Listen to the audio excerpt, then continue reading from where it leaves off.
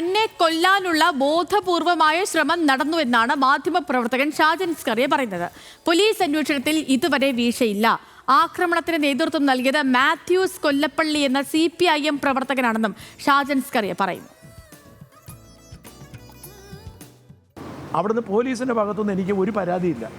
Police അപ്പോൾ മുതൽ ഇപ്പോൾ വരെ അവർ വളരെ ശക്തമായി തന്നെ അന്വേഷണം നടത്തി. പ്രതികളെ കണ്ടെത്തിയില്ല. പക്ഷേ അവർ 5 പേരാണ് എന്നെ മർദ്ദിച്ചതെന്ന് അവർ കണ്ടെത്തി. ക്യാമറകൾ പരിശോധിച്ചു.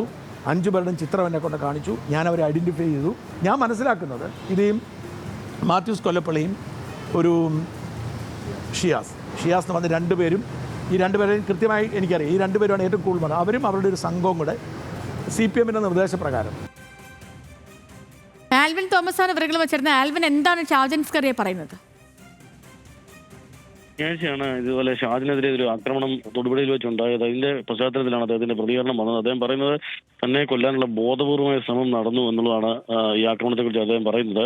ആക്രമണത്തിന് നേതൃത്വം നൽകിയത് CPM ആണെന്നുള്ളതാണ് അദ്ദേഹത്തിന്റെ പ്രധാന വാദം. അതിൽ മാത്യൂസ് കൊല്ലപ്പള്ളി എന്ന CPM പ്രവർത്തകനും ഒപ്പമുണ്ടായിരുന്നവരുമാണ് തന്നെ ആക്രമിച്ചത്.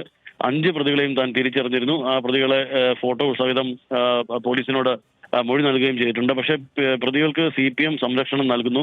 സംസ്ഥാനത്ത് പലയിടങ്ങളിലും ചെല്ലുമ്പോഴും തനിക്കെതിരെ ഇത്തരത്തിലുള്ള ആക്രമണത്തിന് ശ്രമം നടക്കുന്നുണ്ട് എന്നുള്ളതും അതിന് പിന്നിൽ CPM ആണ് എന്നുള്ളതാണ് അദ്ദേഹത്തിന്റെ വാദം. അദ്ദേഹം പറയുന്നത് പോലീസിന്റെ അന്വേഷണത്തിൽ അദ്ദേഹത്തിന് വീഴ്ച ഇപ്പോൾ ഇല്ല എന്നുള്ളതാണ്, അദ്ദേഹത്തിന് പരാതിയില്ല എന്നുള്ളതാണ് അദ്ദേഹം പറയുന്നത്.